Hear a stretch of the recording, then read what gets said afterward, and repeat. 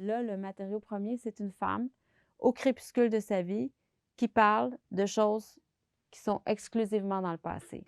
Donc, au départ, le matériau est très statique et je le sais et je me dis que je vais concevoir sur le plan de l'image cinématographique le film après, c'est-à-dire que c'est en gestation, mais qu'il faut d'abord et avant tout que je recueille sa parole.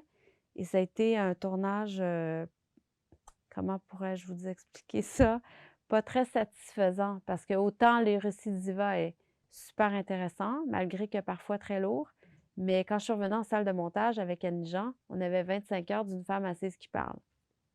Donc, et j'avais beau me dire intellectuellement, je sais que c'est ça que j'allais faire, c'était quand même difficile à assumer au retour.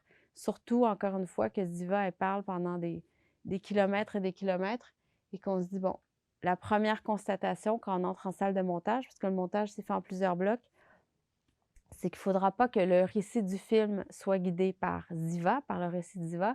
Il va falloir s'approprier ça pour que le film devienne notre propre récit.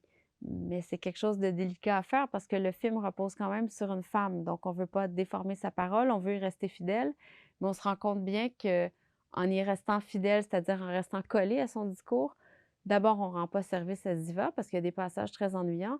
Et deuxièmement, on n'est pas en train de faire un film.